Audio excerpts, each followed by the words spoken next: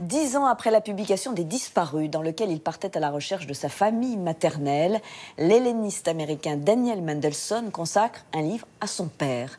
Une Odyssée, un père, un fils, une épopée est une autofiction en forme d'enquête qui mène l'auteur sur les traces de ce chercheur scientifique issu d'un milieu modeste, austère, bien différent de son épouse beaucoup plus extravertie.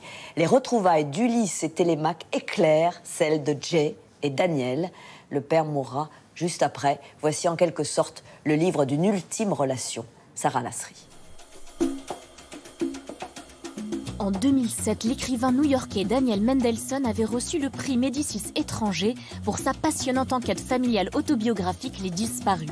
Son nouveau livre, Une Odyssée, un père, un fils, une épopée, est un nouveau récit bouleversant sur la relation père-fils. C'est en 2011 que le père de l'auteur, âgé alors de 81 ans, décide d'assister au séminaire de son fils consacré à l'Odyssée d'Homère. En effet, professeur de littérature classique, Daniel Mendelsohn est fasciné depuis toujours par cette épopée. L'Odyssée est un archétype de la science-fiction.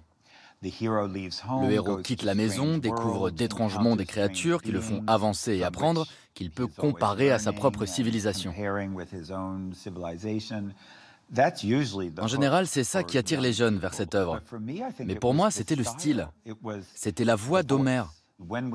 Quand on raconte une histoire et qu'on dit « Oh, une chose incroyable m'est arrivée.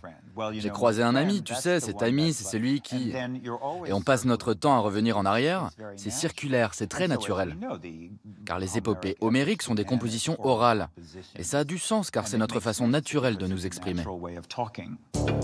Déjà esquissé avec L'étreinte fugitive et Les Disparus, Daniel Mendelsohn poursuit un genre littéraire bien à lui, en entrelaçant une lecture des textes classiques à ses propres souvenirs, comme une façon de réinterpréter sans cesse les grandes histoires. En grec, le mot texte vient du mot tissu. C'est quelque chose qui est tissé. Le mot même parle de tissage, d'entrelacement. Donc je me suis dit, je veux faire ça, je veux trouver une manière d'entrelacer toutes les parties de ma formation intellectuelle et émotionnelle.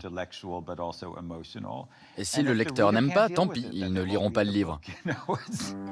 Lorsque Jay Mendelsohn assiste au cours de son fils, il n'est pas l'élève modèle espéré, bien au contraire, il ne cesse de critiquer le personnage d'Ulysse, apportant une nouvelle vision inattendue de l'histoire. On prend pour acquis qu'Ulysse est un héros, car il est un maître du langage. Il raconte des histoires pour manipuler les gens, donc on l'admire pour cela. Mais c'est rafraîchissant d'être rappelé que ces qualités n'impressionnent pas tout le monde. Car pour le mathématicien Jay Mendelsohn, Ulysse trompe sa femme Pénélope lors de ses voyages et ne cesse de se faire aider par les dieux. Toute lecture est personnelle. On transpose toujours notre propre vie dans les livres qu'on lit. Et ici, mon père fait exactement ça. À cause de qui il était, d'où il venait, il désapprouvait Ulysse. Après le séminaire, Daniel Mendelsohn emmène son père sur une croisière en Grèce, sur les traces d'Ulysse. Dans ce nouveau décor, loin de la famille, il y découvre un autre homme. C'était une chance incroyable pour moi que cette croisière se termine en répliquant la question essentielle de l'Odyssée. De révéler que les gens ont plusieurs identités et facettes, en particulier dans la famille où les rôles sont iconiques. Ton père est ton père, mais ton père n'est pas seulement ton père, il est un mari, un ami, il est un fils lui-même. Tel Télémaque, le fils d'Ulysse, c'est avec ce livre que Daniel Mendelsohn a tenté de percer le mystère de son père, qui lui avait longtemps paru si froid et distant. Quand mon père m'a demandé d'assister à mon cours, je ne savais évidemment pas qu'il n'avait plus qu'une année à vivre. Et donc il se trouve que la dernière année de sa vie a été vue à travers le filtre de l'Odyssée et notre lecture de cette œuvre ensemble. À travers ça, j'ai tellement appris de lui. Sa personnalité s'est révélée de façon très complexe.